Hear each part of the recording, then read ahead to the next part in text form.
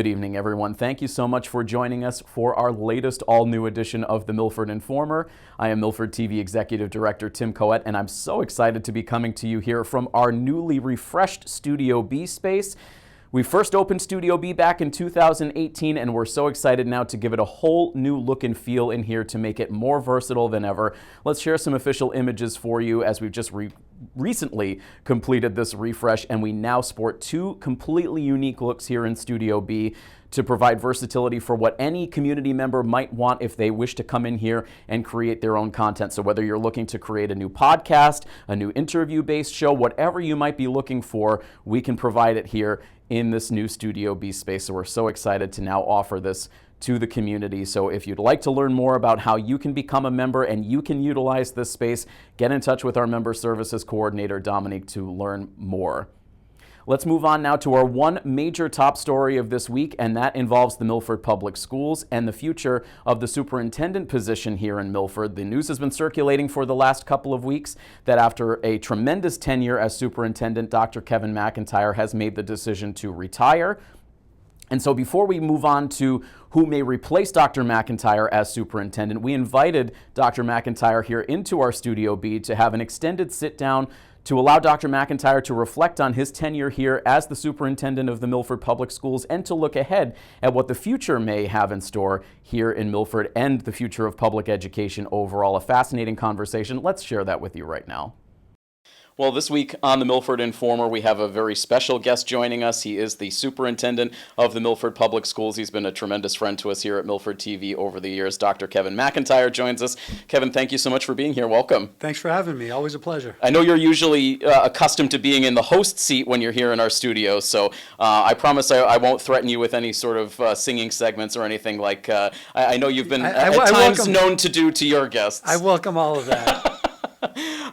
Well, Kevin, obviously, we'll dive right into it. The big news that's been out in the public in the last couple of weeks is the decision for you to retire from the Milford Public Schools. The search is now underway for your successor. So I'll just kind of open the floor for the first big picture question of how did you come to this decision? What made you feel like now was the right time?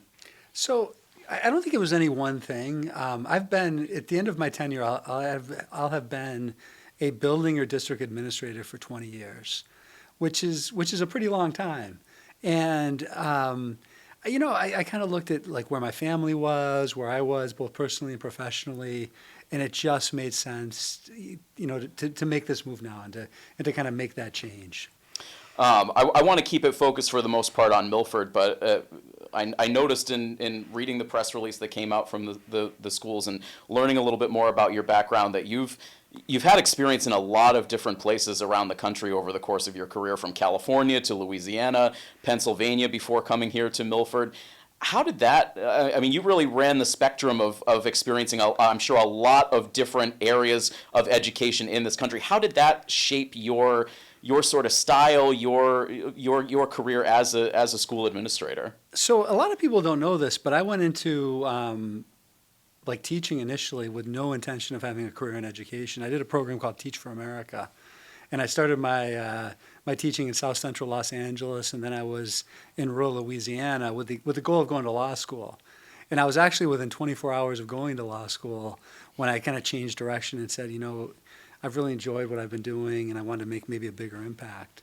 So I think some of my initial traveling was part of the Teach for America program, where you just commit to going where you're needed most. And I ended up being a math teacher, and I was a political science and English major in college. And it was funny, the first day of when I went in for my interview, I kind of walked in and I said, hey, I introduced myself, and I said, hey, I'm here for my interview. And they said, well, go up to room 214. And so I went up there, and it was an empty classroom. It was clearly a math classroom, and I didn't know what I was interviewing at the time. And the bell rang, and I went back down. I said, hey, I must have misheard you. She goes, no, you're the new math teacher. And that's kind of how my career in education, more or less started. And I think I've had a lot of phenomenal experiences, worked with and met a lot of great people, both in the community and in the schools. And it's been a blessing for me to be in Milford for as long as I have been. Being in all of those different areas around the country, what was it that ended up bringing you here to Milford for such a big portion of your career? So what brought me back to Massachusetts initially was my wife's family is from Belmont, Massachusetts. I grew up in Syracuse, New York, so I'm a native New Yorker. And whenever I say that, I say don't hold that against me, in Massachusetts in particular. But that kind of brought, and it's funny. I did when I was in graduate school, I did my principal practicum at Milford High School with Don Gainey, who was a principal many years ago. And it just kind of came full circle when the opportunity for assistant superintendent came open just about 12 years ago, maybe 13 years ago, to bring me back to Milford. And I absolutely love the community. I love, the focus on education, the commitment to the schools. The families are great, and the support we receive is second to none. So you became assistant superintendent here in Milford in 2013. You became superintendent in 2016. So already your time here in Milford alone spans over a decade. I'm sure you're probably only just scratching the surface on sort of those questions of looking back and reflecting. But absolutely, what stands out in that? And I mean, that's a long time to be here and to hold an administrative position in this district. Yeah, I think a few things kind of aside from the relationships, and I've developed tremendous relationships with some former students still come back and I still connect with them, some families, our staff, our administrative team, folks in local government. When you're at a place for more than 10 years, you just kind of know everybody and everybody knows you, which is really nice. In terms of some of the highlights or some of the things, obviously opening the Woodland School was a huge highlight. I think the fact that we've gotten the Milford High School project off the ground and kind of on the runway is another one. But, I think building our English learner programs up, and I don't necessarily consider this a highlight, but I think one of the biggest challenges was managing the schools through the pandemic, and I would have never predicted that. That was a combination of, things being thrown at you all the time and sleep deprivation. And it was just a weird, I think it was a weird time for everybody, but particularly in the schools, because I think schools tend to be the center of communities, and every decision we made would receive cheers and jeers at the same time, no matter what it was.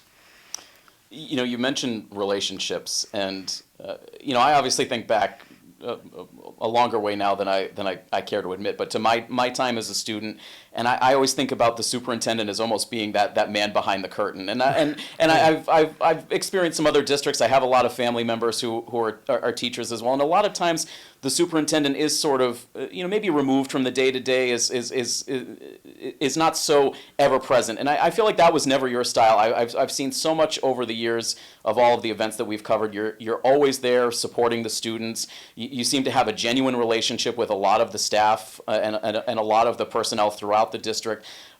What sort of made that your style to more really emphasize those personal relationships, whether it be with students or with staff? Well, we're in a people business more than anything else. I mean, it's teachers and students. We're trying to, get our students where they want to go. We're trying to meet, the family aspirations for their children, and you can't do that without talking to people. And I think getting to know them, and you really teach who you are. And all of our teachers have a lot of different personalities and a lot of different styles, but you just get to know folks over the years when you work with them on a project, or some type of issue arises and you work together to solve it. And I generally like people, and I think it's important to get to know them beyond just I think some places they look at students as data points, and I see them as full human beings that we're trying to support to get to wherever they want to go. And I think if you don't get to know the folks you're working with and kind of understand how they operate and what they're about and what their goals are, I don't want to make decisions in a vacuum. And and we've got probably about 900 staff members, about 4,600 kids, about 6,500, 7,000 parents and guardians. And there's a lot of moving parts, and it's a complicated operation. And I don't like to make decisions without thinking about how it's going to impact our kids, our families, and our staff. And you can't do that without getting to know people and talking to them. It's such a great way to operate, and even taking that a step further. I alluded to it right off the beginning of this interview, but you've been no stranger here at our Milford TV studios. Over the years, we've done everything together from monthly superintendent updates. You were tremendous during the pandemic, bringing us a lot of, at times, virtual, but Mostly still, virtual. Mostly virtual, but Yeah. but a lot of content to keep the community engaged and knowing what was going on as we sort of traverse those unusual times. And you've transitioned now to more interview-based shows. We even had a very special edition where you once were given a violin lesson right in front of our cameras. That was a good moment for me. It was definitely great for our ratings for sure. What was it about that side of things? What made you want to get involved with us here? Well, I think, Milford TV provides a tremendous service to the community. And I think whatever I could do to promote and support what you were doing and get the word out, too, of different programs and projects. And again, we've got a lot of great people that I was able to introduce, whether it was new administrators or if we were bringing a new program in. I think to hear from the people directly, because sometimes people hear something, oh, they're doing this. And then they hear from like our attendance supervisor or our athletic director or our director of social emotional learning, and they realize that like what they're doing is multi-layered, multifaceted, complex, and the goal is to make things better for, again, our students and families. And I think to get that word out was critical. But the fact that, Milford TV, you broadcast the school committee meetings, you broadcast our athletic programs, our graduations, our concerts. You guys have been incredible partners for us, and anything I can do, even in the next year and change to continue to support the great work that you guys are doing for the schools, I'm more than happy to do it and have been. Well, it's been a fabulous relationship, and we've certainly appreciated how much you've supported what we do, and I can't thank you enough for that. So as we start to look at some topics related to the future, I know this one might be a loaded question based on sort of where we are in the world today overall, but you obviously have had a long career in education. Where do you kind of see the future of public education going from here, and how much has it changed and evolved from the early days of your career? So, I think it's very interesting because, I've been through like computers coming into education, to social media, I think to politics becoming more part of the day-to-day educational experience. I stayed in education and got into education because I believe public education is a cornerstone of our democracy. And if we have strong public schools, we're going to have an educated, population, educated citizens who can make informed decisions. And my hope is that we start to really invest in education, really lean into it, because I think we're going to need it if we're going to stay competitive globally. And our advantage has been our innovation and the fact that I think we do educate everybody. And I think, we need to continue to do that. And I think, we need to really, instead of divesting, really invest in public education. And I'm saying pre-K through, college, all the way through. And there's a lot of promising things happening, like in Massachusetts, free community college. Like that's going to cut, the cost of going to college in half for a lot of families, which will make it a lot more affordable. And I think programs like that, the more we can do that and make that American dream accessible, because we're a knowledge, information-based economy right now, and the pace of change is incredible. You bring in artificial intelligence, the innovations that are happening across all sectors of business, science, industry. We need folks that are smart, that are good at learning, that can pivot, and that can kind of readjust as things are kind of, it's pretty volatile. And we need people who can kind of make adjustments and have that ability to like be constant learners and continuous learners and be passionate about learning. And, teachers, when I was a kid, weren't competing with iPhones, iPads, Pong was a video game. That was the height of technology when, it was the biggest deal when I got the Pong for my TV. I was like, this is, like, it doesn't get any better than this. And, to see what we have today, it's the changes are incredible. And what's changed even in the last 5 years is crazy. And I think it's going to continue to evolve at a pretty rapid pace. And that makes public education all the more critical. And I think, I'll continue to be an advocate for public education and a huge supporter. And I'll probably continue to do public school adjacent things even after I retire. But we need to lean into public education. And I think we need to understand how difficult the jobs are, particularly of teachers today, our building administrators, our support staff.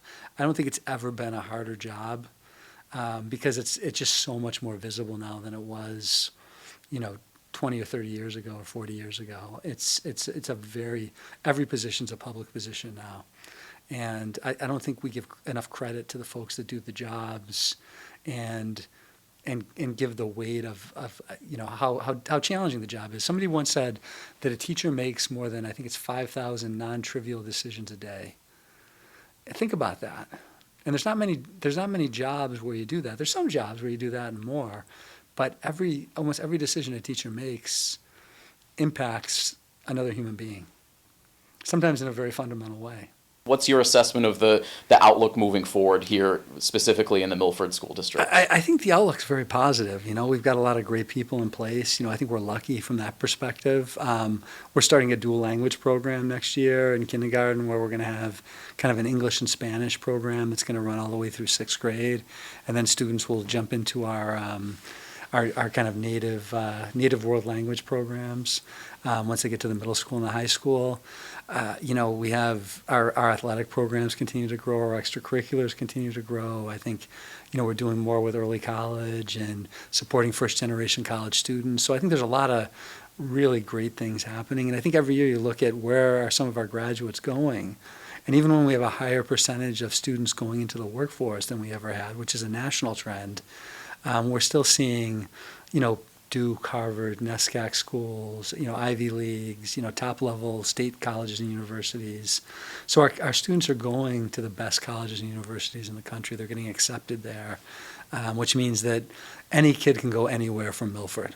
And I think that was true when I got here, and it's true when after I leave at the end of next year, which makes me happy. And I think we've put a lot of things in place that have really that support our students and build students.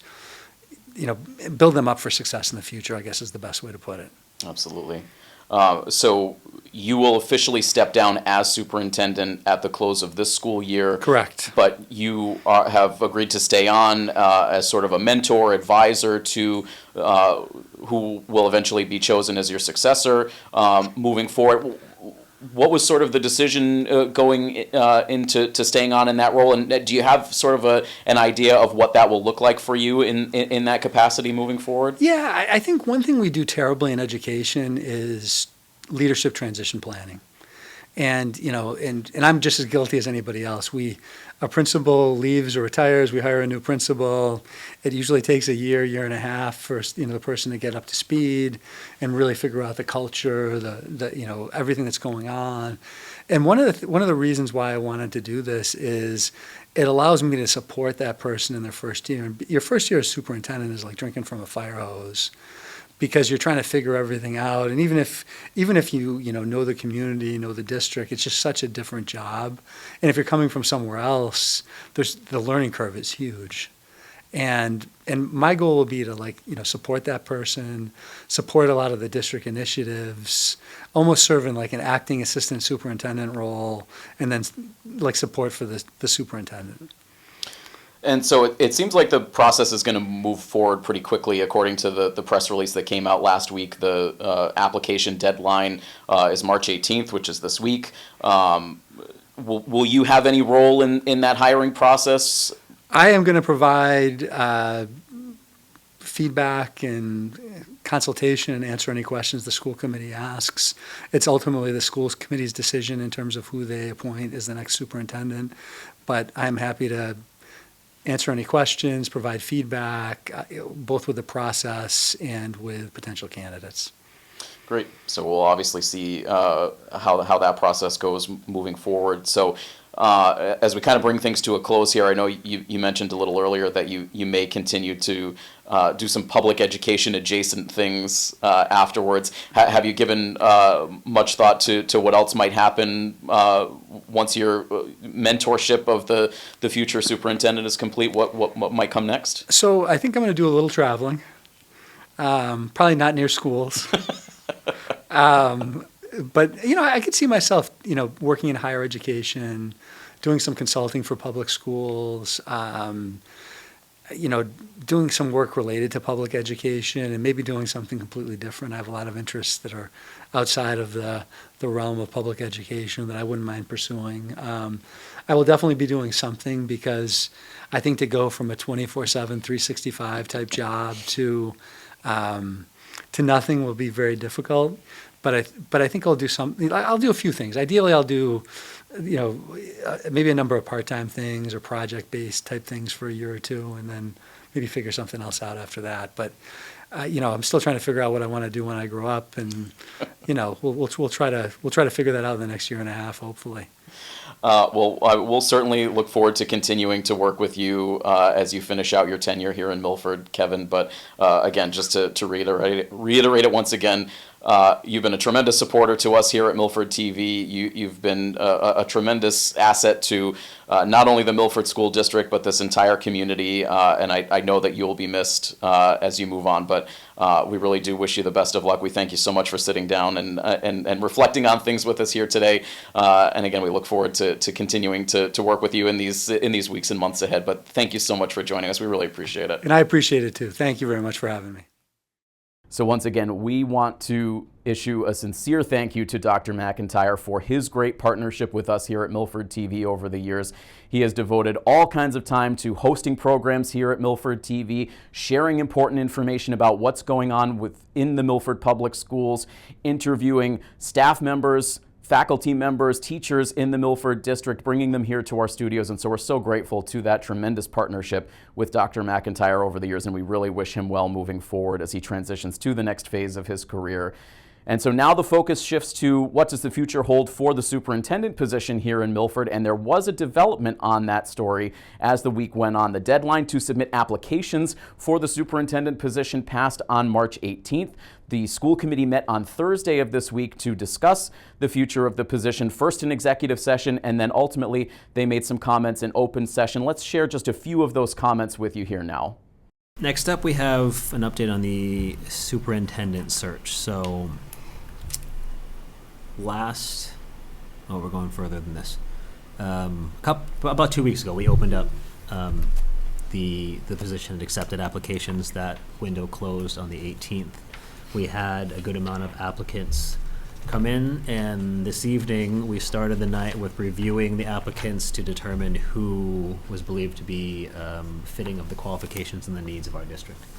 The decision that was made in executive session tonight was that we had a lone candidate to move forward with, and that was Dr. Craig Consigli, who's our current assistant superintendent. So the discussion that we have in front of us now is around support for Dr. Consigli and whether or not he is the individual that we would like to move forward with as our new superintendent starting on July 1st. So I'd like to open up the floor to anyone who has any comments or thoughts about Dr. Consigli as our potential next superintendent.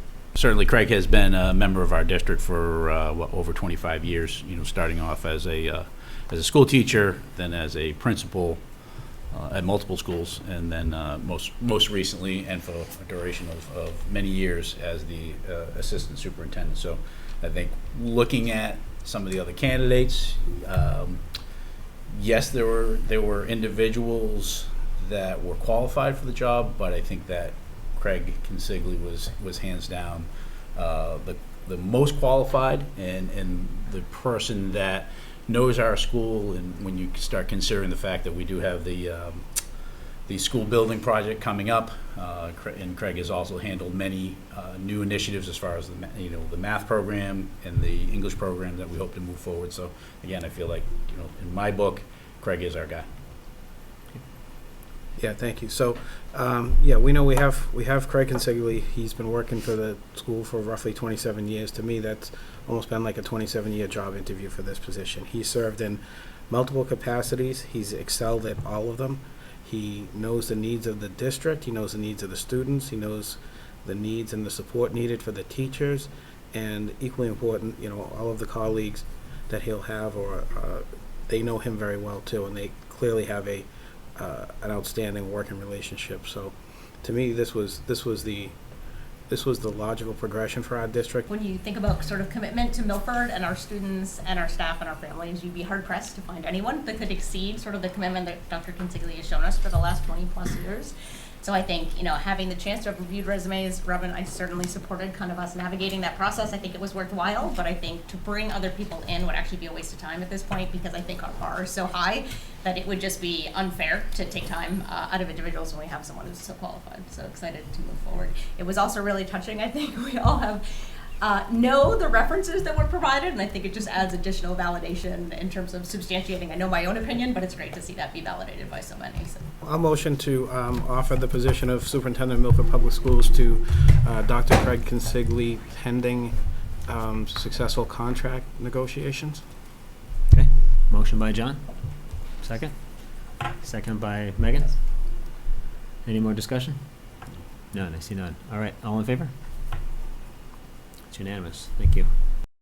The entire school committee meeting from Thursday, March 20th is available for re-air locally on our educational channel as well as our Verizon High Definition channel, and you can also stream it anytime over on our YouTube channel. But you could hear there a unanimous decision from the Milford School Committee to move forward with current Assistant Superintendent Dr. Craig Consigli as the successor to Dr. Kevin McIntyre as the next superintendent of Milford's Public School District, pending successful contract negotiations. So we'll continue to follow along with that story as we go forward, and hopefully we'll have some comments here, perhaps an interview with Dr. Consigli moving forward here in the weeks ahead as well.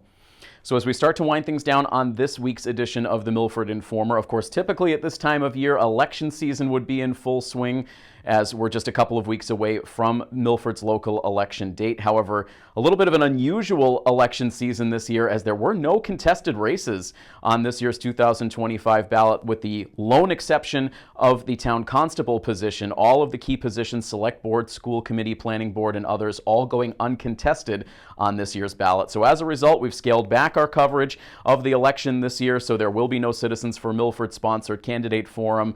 We have no individual candidate testimonials for you, and we will not be bringing you any live election night coverage, as there are virtually no results for us to bring you. We will give you the results after the fact on that constable race, and we do hope to have some conversations after the election is over and take a look back on why there was so little interest in running in this year's local election, and perhaps taking a look forward at what the future holds for local politics here in Milford. We'll perhaps bring our intrepid Milford TV member Al Correa into that conversation as well. So we'll have that on a future edition of the Milford Informer for you. So despite having less election coverage for you here this spring, we have plenty coming up as we move forward into the spring here on Milford TV, including the return of our live sports coverage. We are just a couple of short weeks away from launching our spring sports season, which will feature baseball, softball, girls and boys lacrosse, and boys volleyball. All of those games will be live across our Milford TV platforms and available after the fact, re-airing on our channels, and also available 24/7 over on our YouTube channel. So